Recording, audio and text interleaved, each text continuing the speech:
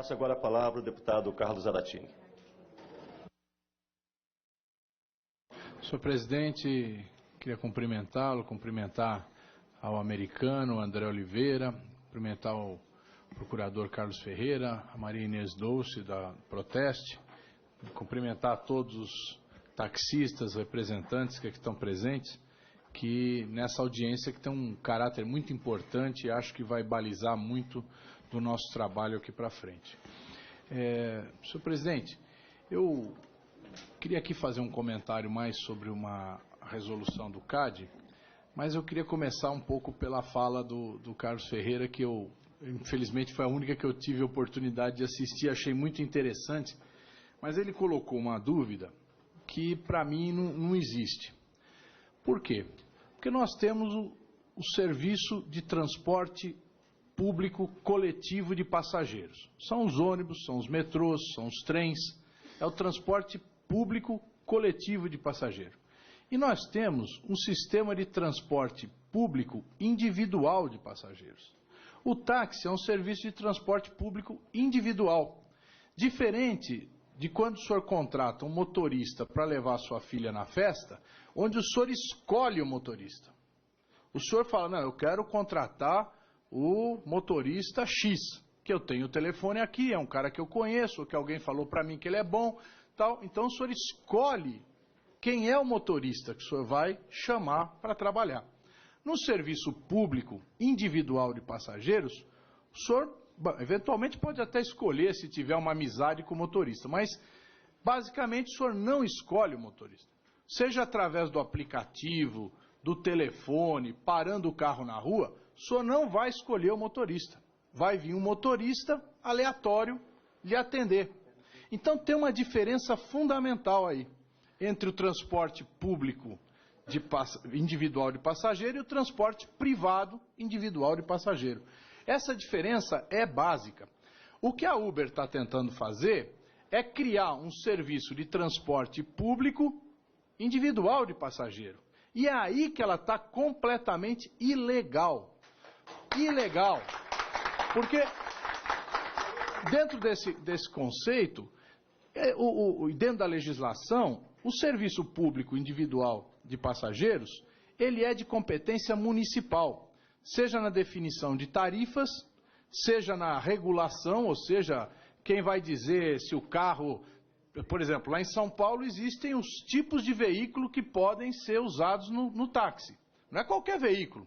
Tem tal carro pode, tal não pode, a cor, né? Enfim, uma série de definições do veículo.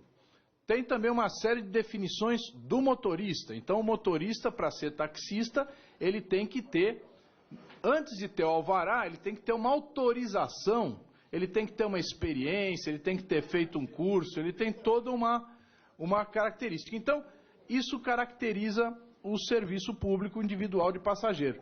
A Uber, ela, pelo que ela afirma, ela também faz isso, porque ela define o carro, ela define o motorista, tem que ter lá determinadas características, e ela define a tarifa, que às vezes é móvel, é variável, certo? É variável. Só que ela não é a prefeitura. Ela não é a prefeitura. Então ela não pode, em hipótese alguma, fazer isso. Ela é completamente ilegal. Eu estou falando isso porque eu acho que essa é uma questão conceitual importante da gente entender nesse debate, né?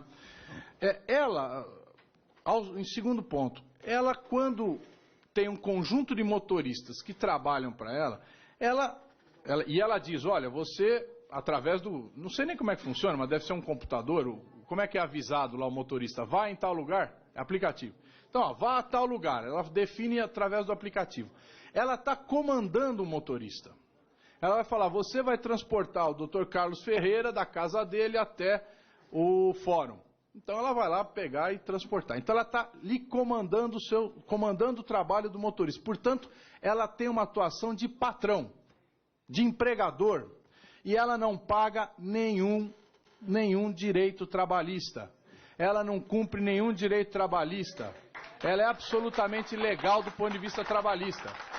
Então, essa é outra questão que, inclusive, doutor Carlos, eu tive o prazer de estar com o doutor Rodrigo Janot, e ele me apontou, o americano estava junto, e ele me apontou exatamente essa questão. Falou, olha, vocês têm que verificar a questão trabalhista, que, aliás, nos Estados Unidos, na Califórnia, uma decisão judicial exigiu que a Uber não só cumprisse os direitos trabalhistas, como desse assistência médica aos motoristas e como garantisse o abastecimento e manutenção dos veículos. Que eu acho que se ela cumprir tudo isso aí, bom, duvido que ela cumpra isso, certo? Então essa é uma segunda questão. A terceira questão que eu queria me referir é em relação ao equívoco do relatório do CAD. Olha, dizer que vai favorecer o consumidor, você ter uma alternativa, você ter a possibilidade de chamar um motorista, que hoje o serviço de táxi é restrito e é um serviço que tem seus defeitos e tudo mais, e você está apresentando uma alternativa, isso é bom para o consumidor. Discordo totalmente, porque esse sistema vai levar à falência do sistema de táxi, porque ele é totalmente predatório do ponto de vista da concorrência. Então, não tá errado, está equivocado o CAD ao apontar isso, porque o sistema, primeiro, ele não está lendo que existe um sistema regulamentado. Segundo, ele não está entendendo o desenvolver dos fatos. Eu fui secretário de transporte da cidade de São Paulo. No momento em que chegamos lá, tinha 20 mil pirueiros clandestinos naquela cidade. E o que estava acontecendo com o sistema de transporte público coletivo? Estava acabando, estava se extinguindo, as empresas indo à falência, porque aquele serviço que inicialmente era muito bacana, porque levava as pessoas com mais facilidade, com mais rapidez, estava simplesmente levando à falência o sistema de ônibus. E foi uma intervenção dificílima que nós fizemos durante 4 anos para resolver a situação, impedir que aquele conjunto de transportadores, que eu não vou dizer aqui que não era justo que eles estivessem trabalhando, eu sempre sou defensor do emprego, mas sou defensor, primeiramente, de um serviço de qualidade. Então, nós conseguimos resolver tirando aquele conjunto de pirueiros clandestinos da rua, regulamentamos uma parte, e hoje São Paulo pode não ser o melhor transporte do mundo, mas com certeza é o melhor transporte do Brasil. Posso falar isso, inclusive melhor do que o de Curitiba. Quero dizer, então, que eu acho que nós temos que discutir mais profundamente esse relatório do CAD. Né? Porque, ao deixar falir, fracassar o sistema público de transporte individual, o que vai restar? O monopólio do Uber. O monopólio do Uber. E o monopólio do Uber vai aumentar a exploração sobre os seus motoristas e a cobrança de tarifa do passageiro no que ele quiser cobrar, porque já não será mais a prefeitura da cidade que vai regulamentar. Então, se o CAD não enxerga isso, eu acredito, deputado Vinícius, que nós aqui devamos fazer todo o esforço para que ele enxergue. A Comissão de Defesa do Consumidor não pode avaliar do ponto de vista imediatista, como fez o CAD. Nós temos que avaliar numa perspectiva histórica do que aconteceu em outros casos e do que está acontecendo.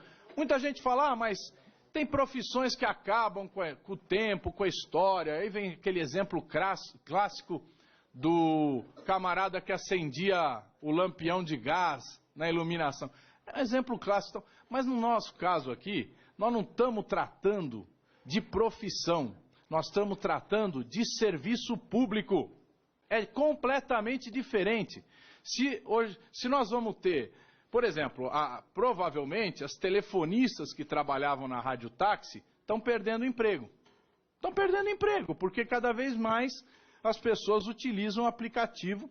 Daqui a um tempo, provavelmente não teremos mais telefonistas trabalhando no radiotáxi. É provável. Né? O americano que trabalha, que é presidente de uma cooperativa sabe disso. Esse é um problema, mas o serviço público de táxi é completamente diferente. Nós não podemos prescindir desse serviço público sob o risco de entregarmos o que hoje é um monopólio de uma prefeitura que cujo dirigente, que é o seu prefeito, é legitimamente eleito pelo povo, e se o povo não estiver satisfeito com ele, na eleição seguinte, troca por uma empresa que nós não vamos ter possibilidade nenhuma de influir no seu destino, na sua forma de atuação. Então, deputado Vinícius, parabéns pela iniciativa e vamos trabalhar porque nós temos que evitar que esse câncer se amplie em todo o nosso país. Muito obrigado.